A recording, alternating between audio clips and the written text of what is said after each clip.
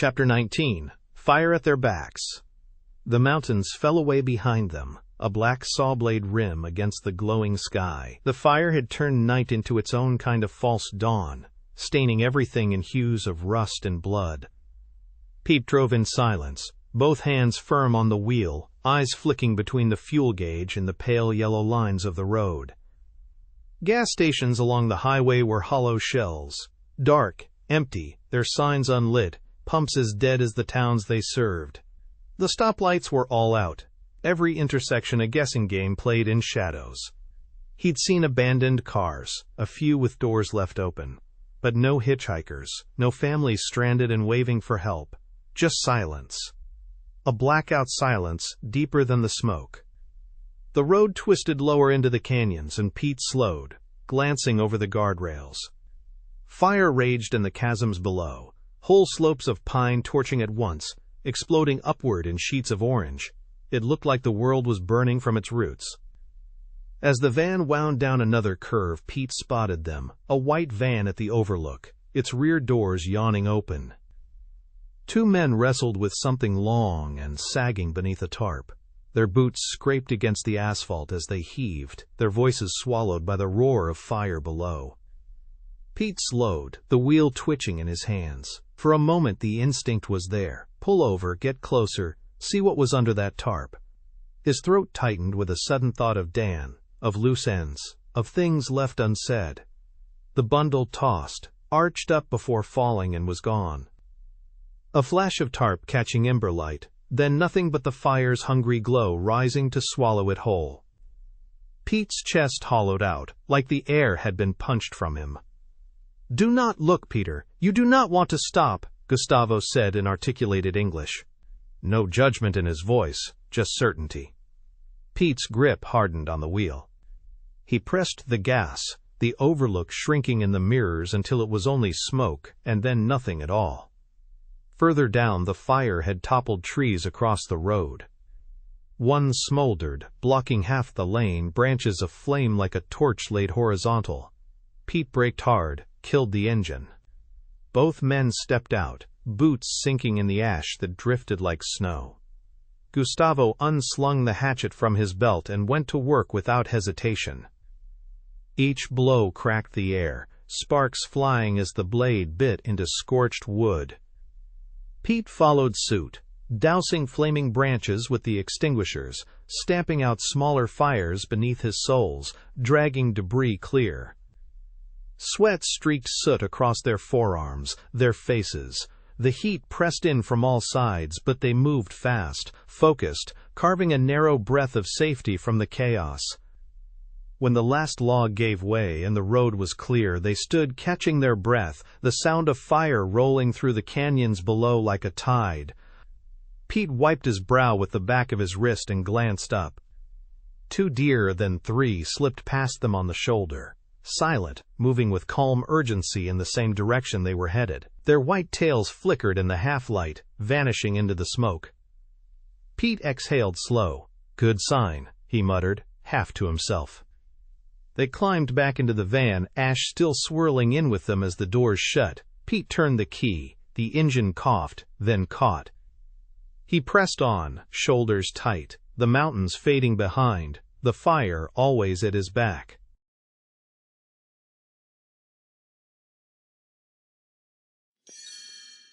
Firebugs. Chapter 20. Hail Mary, full of grace. The rear view was a furnace. The fire surged closer, a living wall that ate sky and ground alike, painting the road behind them an impossible orange. Every instinct screamed to flee, but there was nowhere left to run. The gauge on the dash jumped again. 40 miles, then 12, then 45, as if mocking him. He knew better. There was no charge waiting behind. No safety in retreat. Forward was the only chance. Downed power lines snapped and snaked across the ground, alive with residual charge. Firefall rained from the ridges, scattering embers like shrapnel. The electrical substation was nothing but a shell now, charred steel and melted conduit. They had tried to save it. The scorched remains of a fire truck stood solemn, its frame twisted and blackened, a monument to failure. Parked like a soldier still holding post, saluting the fire that had already won. The flames formed a great wall before the family which rippled and swelled with a slow, hypnotic cadence, less a raging monster, and more a serene Vishnu god of destruction. The father at the wheel of the EV wasn't prey to be hunted, but an audience, a small, frantic part of the entertainment. The fire's work was not malicious, only natural. A river flows and a fire burns. This was its purpose, its very being. From its immense vantage, the fire watched the father's face, a pale circle in the windshield's reflection, illuminated by the very thing that intended to consume everything around him. It saw his panic as a kind of fleeting dance, a brief theatrical performance before the final curtain. The fire had seen this play before. It had watched the frantic scrambling of squirrels and the clumsy flight of deer. The human was just another animal, another temporary tenant of the forest it had come to cleanse. The fire's true audience was itself, a ravenous, glorious thing of ceaseless hunger and unquenchable light. The girls, small, soot-smudged faces at the windows, were only a distraction.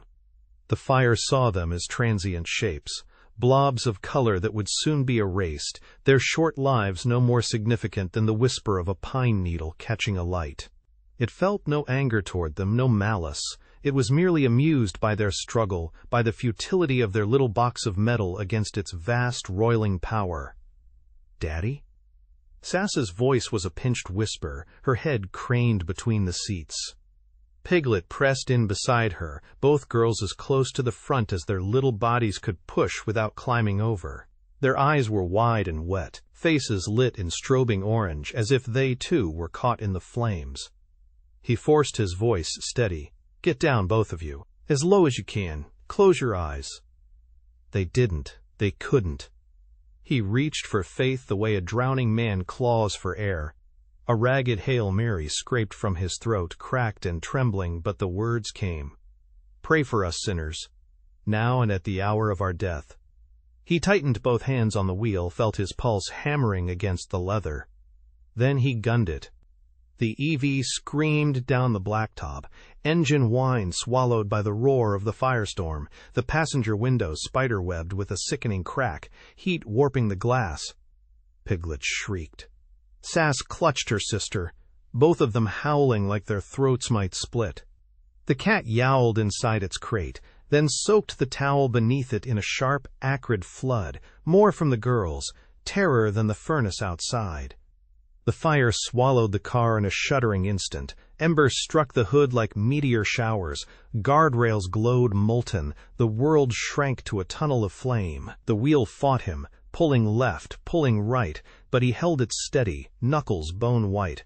The heat pushed at them like a giant hand, crushing, suffocating. And then, as suddenly as it came, it broke. They burst through the choke point, the inferno collapsing into scattered flames licking at tree lines on either side. Behind them the wall raged, a devouring titan. Ahead the road still smoked, still glowed, but it was passable. In the rear view he thought he saw it watching. Not just heat, not just fire, a presence. As if the blaze had a face hidden in its roar, as if it knew him.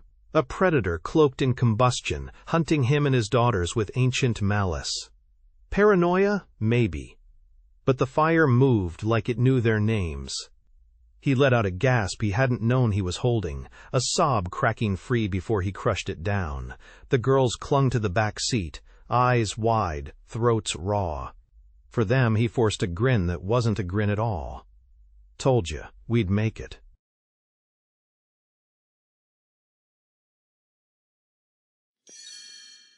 Chapter 21. Signed in Ash.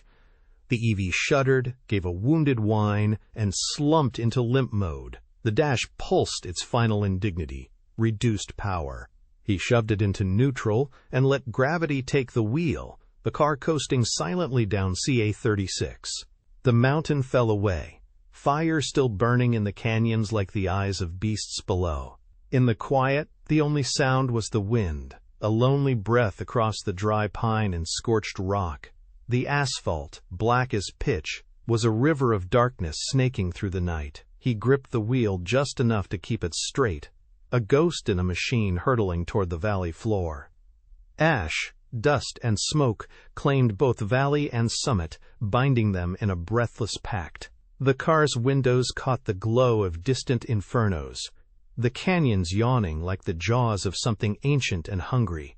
Each curve of the endless road drew the fiery horizon closer, an expanse of orange and red, pulsing with a menacing life of its own. It was a beautiful horror, vast and intimate. He could still feel the heat on his face, even through the glass.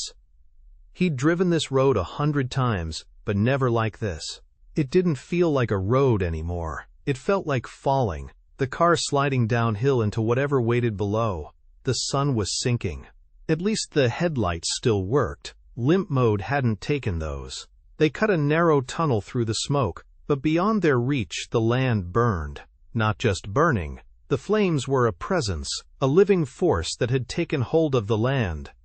Twice they passed exits blocked by fallen trees, each clean cut by saws. He didn't say it out loud, but he knew. Those weren't accidents. Not protection. Traps. Up ahead, Sass pointed with a trembling hand. "Daddy, a truck!" A pair of headlights crept the wrong way up the highway. At first, he dismissed them, too wrung out, too numb to care. Then it hit him. The road ahead was gone. Blocked again. Not by shattered matchstick trees, but felled with purpose. Clean. Deliberate. He cursed under his breath, turned the wheel, and nursed the dying car into a reversal, limp mode grinding them back the way they came. The tires protested with whining friction, dragging over asphalt scorched and slick with ash. The red glow of the fire painted the inside of the car in a hellish light. It was in that light that Sass saw it first. "Puppy," she said in a whisper that only her sister heard. Piglet followed her gaze, and her eyes widened. She found and squeezed her sister's hand. "Dog, dog, dog!" she hyperventilated. Out of the smoke staggered a golden retriever, ribs sharp beneath its matted coat. Its tongue lolled, eyes wide and still wild, but the wild had been run out, leaving only exhaustion and desperation. The family might be its last hope. It saw the car, a promise of safety. With a final burst of energy, it broke into a clumsy run toward the van, paws stamping prints into the ash-covered asphalt. "Daddy, we have to!" Piglet cried, tugging his sleeve, trying to change his steering, eyes wide with urgency. He relented. The car rolled to a stop, quiet as surrender. They flung open the door, no coaxing needed. The dog leapt in, then collapsed, limp with exhaustion, folding like wet cloth on the floor. The cat hissed, tail bristled to wire, but the girls encircled the retriever as if sealing a pact, their laughter swallowed by the smoke-thickened air.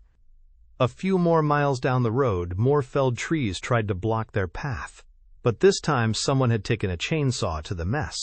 As the car nosed forward through the cut path, the dad saw it. One of the logs shoved aside to clear passage, spray-painted in jagged black letters, "Blueprint." The word stared back at him like a signature, a mark left by unseen hands. He swallowed hard, pressed the accelerator out of instinct, and coasted into whatever waited next, the weight of that message lingering in the heat and ash around them.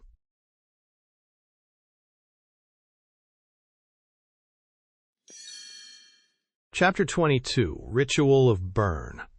The inferno had ripened. It no longer screamed, no longer clawed skyward in wild hunger. Now it hummed. A low, resonant thrum pulsing through scorched roots and fractured rock, steady as a heartbeat. The fire had eaten its fill, timber and tire, drywall and dreams, and lay swollen, its belly glowing with the quiet pride of something sated.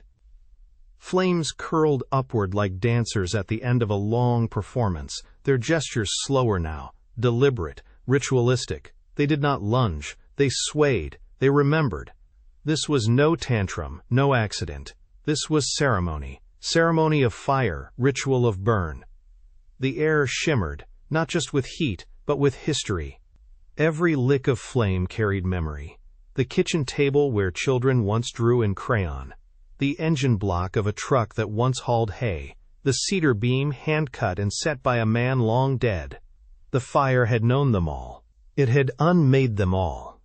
Smoke rose in fragrant waves, pine resin, melted plastic, singed fur, paper ashes like confetti, drifting skyward as if offered.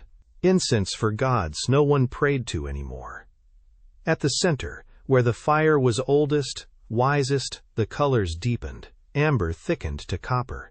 Copper bled into bruised blood orange. The heart of the blaze glowed with the wisdom of ruin.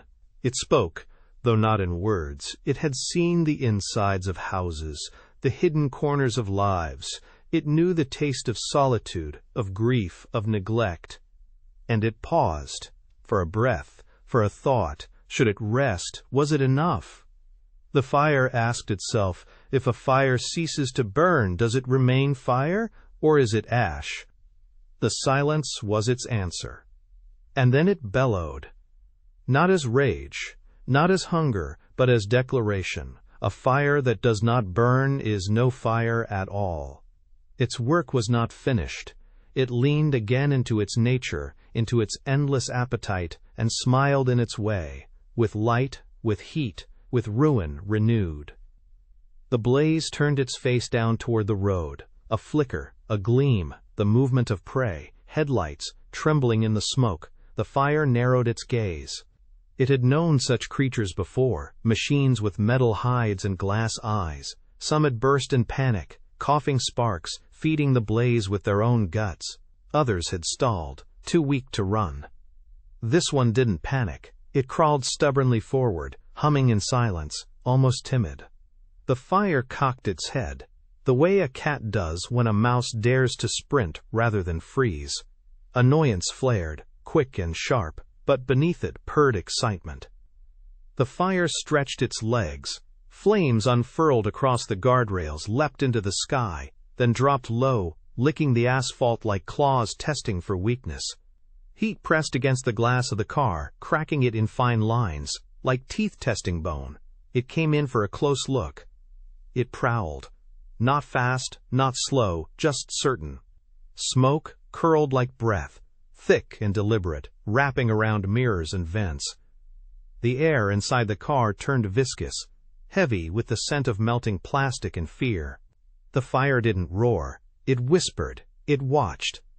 A gust sent embers skittering across the hood, tiny scouts, red-eyed and eager. One landed on the windshield and sizzled, leaving a black kiss. The flames circled, tasting the edges, deciding whether to devour or delay. It wasn't hungry. It was curious. Inside it saw them, two small ones curled into the shadows, their wide eyes shining like startled sparrows. And the driver, jaw locked, knuckles white, dared to push forward, even as the air blistered and the smoke thickened. He pressed his machine into the fire's body, as if through fur and fang. The blaze roared, not in rage, but in thrill. It gave chase, eager and alive. The car dared not, yet it did. It chose the inferno and drove straight into the fire's belly. Flames swiped at the vehicle with branches lit like burning whiskers, raking sparks across the hood. The fire bent low, surrounding the road in a tunnel of breath, daring its prey to falter. Each second was an invitation. Stop. Stumble. Surrender. But the prey did not stop. The man gritted against the heat and gunned the engine. The EV lunged forward, a sudden burst, like a mouse bolting between the paws. The fire's claws closed too slow, catching only the tail of exhaust, the echo of screaming children, the sour tang of fear. Annoyed, the blaze arched back and immolated the earth beneath it. The car burst through its legs, through the wall of heat and hunger, scorched but not consumed. The blaze spun in the wind of its passing, sparks scattering like torn fur, the taste of near victory sharp on its tongue. For a heartbeat, the fire hesitated, remembered, recalibrated, watching the machine shrink down the black road. Then it stretched forward again, patient, confident. The prey had slipped through once, but fire was no hunter in haste. The forest was endless, the road was long.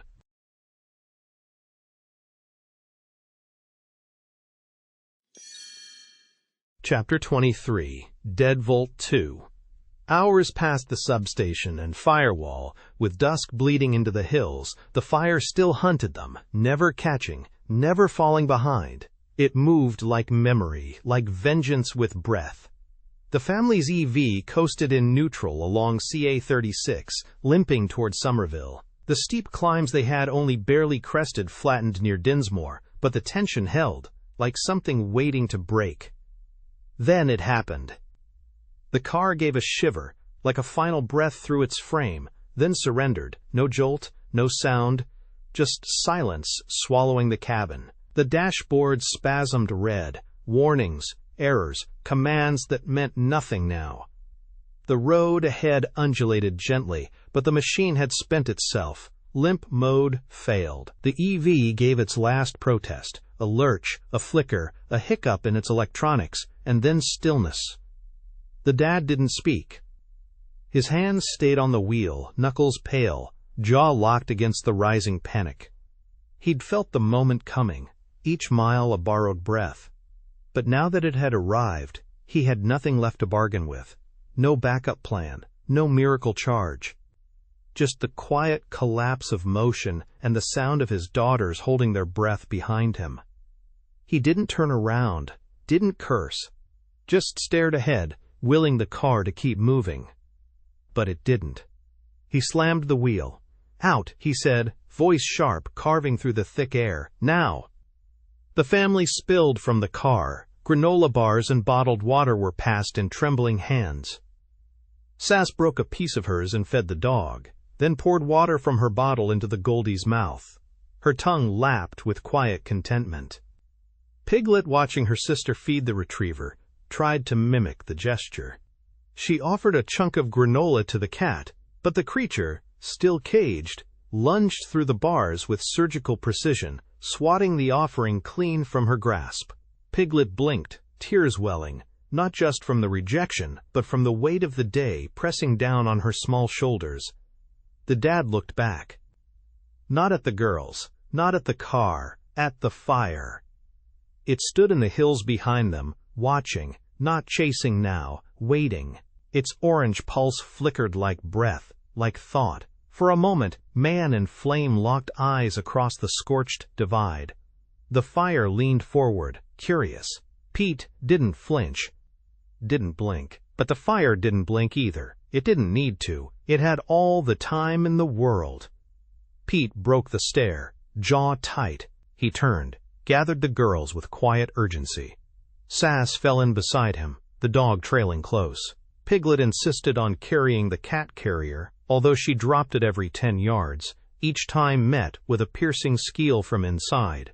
After the third time, the dad took the cat carrier when her arms gave out despite her protests. They began walking towards Somerville.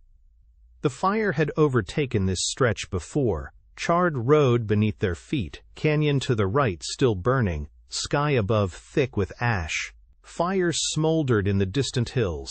Every step was a small victory, every heartbeat a promise kept. Behind them, the EV lay abandoned, a husk, silent and still. And the fire leaned back into the hills, its orange pulse a fading reminder of what they had escaped.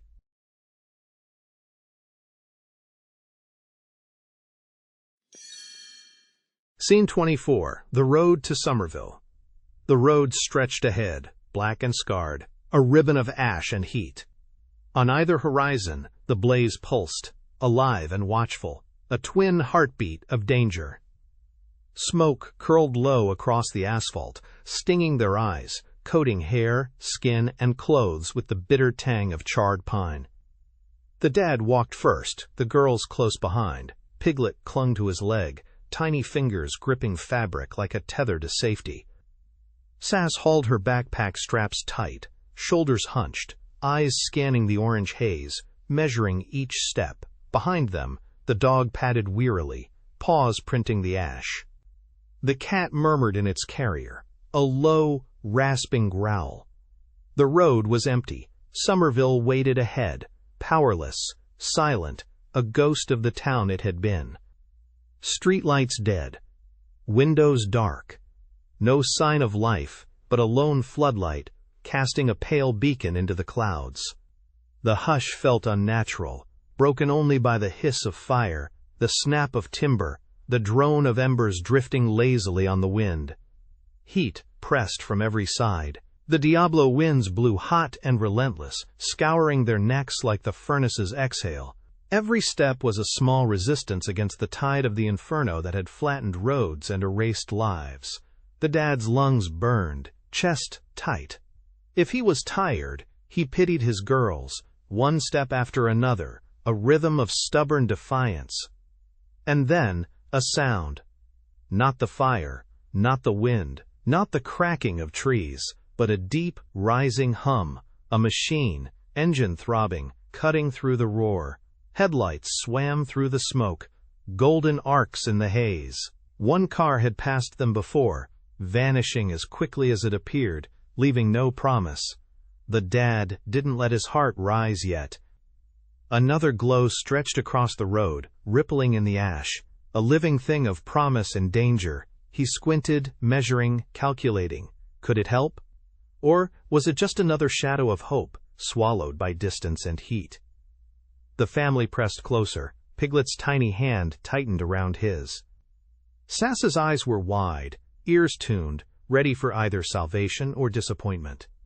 The dog slowed, then trotted to stay beside them, sensing the shift in the air, the pulse of possibility.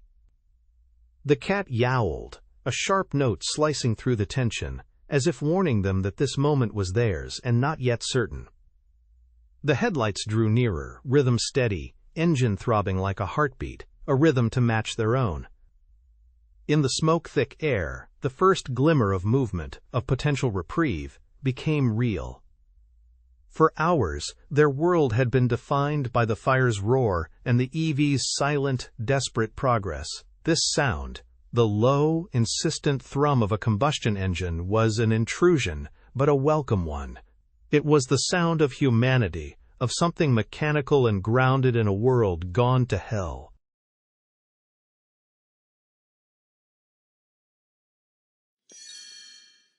Chapter 25. A Dog Named MacGuffin.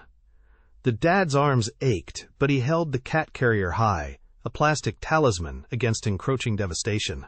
Inside, the cat was a bundle of nerves, letting out sharp yowls swallowed by the smoke-choked air. His daughters walked close behind, tiny forms tethered to survival. Behind them, their new golden retriever, a shadow of its former self, trudged wearily, head low, eyes never leaving their backs. They walked a line between survival and oblivion. The asphalt beneath them was no longer a road but a scarred path through chaos. Scorched leaves, downed power lines, melted puddles of plastic. CA-36 had bled into the outskirts of Somerville, where suburbia frayed, street signs leaning, mailboxes blistered, driveways littered with ash and silence. The sun set as the moon rose, two celestial bodies fighting the horizon, casting jaundiced, final light across mountain ridges. Around them, the fire was alive, its children dancing on distant hills, its breath the hot wind, its body a relentless wall of orange and red rippling in hypnotic cadence. It moved like a predator, never quite catching, never falling behind, a serene Vishnu god of destruction, doing only what it was born to do. Smoke thickened, a cocktail of burned pine, melted plastic and scorched earth, stinging eyes and catching in throats. A gust shifted the curtain, and a haze of ash and embers enveloped them. The girls cried out. The family rounded a gentle curve. The road cleared, dark asphalt stretching into the last vestiges of daylight. In the distance, a pair of headlights cut through the gloom, steady and pulsing like a heartbeat.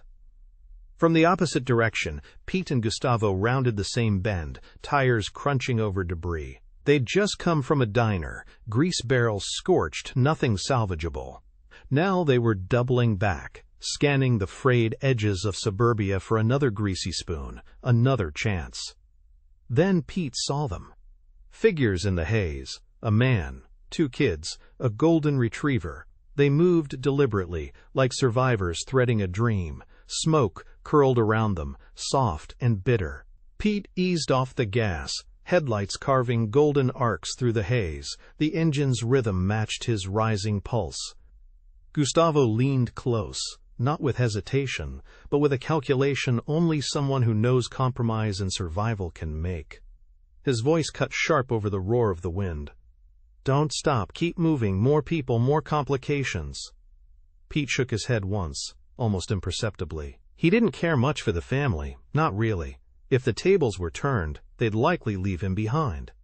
He accepted that. The only reason he slowed was the dog, nothing more. The van rolled up, a Volkswagen stubborn against the smoke and heat, engine coughing, tires crunching on ash-laden asphalt. Pete shouted over the wind, voice raw but commanding. "You all look like you need a ride!" The dad nodded. The girls scrambled like sparrows into the sliding door. Piglet clutched the cat carrier, the cat yowling as if protesting the audacity of being moved mid-apocalypse. Sass lunged for the dog. Piglet dropped the carrier and followed. There was a moment of pure chaos. Arms tangled with fur, claws and teeth, straps and paws. It could have been a kidnapping in another life. Pete followed last, yanking the handle shut with a sharp pull. The van smelled like old fry oil, a greasy, clinging aroma that somehow grounded them in the absurdity of survival. "Smells like French fries," Sass muttered, nose wrinkling as she settled into the seat. Piglet giggled, clutching the cat carrier tighter. The cat yowled again, unimpressed. Pete shoved the pedals forward. The van lurched, tires throwing ash and sparks like a fireworks finale gone wrong. Behind them, the fire roared in approval, heat washing over the metal like a river of liquid gold. The headlights carved a path through the smoke, a lone beam slicing the haze, guiding them forward. Outside, firelight danced through the shifting smoke, casting flickers across the girls, faces, wide eyes, smeared soot, breath held between beats. The dog panted, tail thumping, adding rhythm to the chaos. The cat hissed from its cage, a tiny soundtrack of indignation. Pete's hands gripped the wheel tighter, knuckles pale, every nerve humming. The van pitched over the road's small dips, stubborn and alive, carrying this unlikely family through the inferno. Gustavo exhaled, a long, shuddering sigh. "Figures," he muttered. "You stop for a dog." Pete didn't answer. He didn't need to. Above the distant rooftops, a spotlight pierced the obsidian sky. Steady, vertical, unwavering, it rose like a monument, a signal, a promise, not a stoplight. Not a street lamp, a landmark, a direction. Together they surged toward it. Flame licked the edges of the road. Heat pressed through the thin metal walls, but the van kept rolling. One moment, terror. The next, movement. The next, possibility. And for now, that was enough.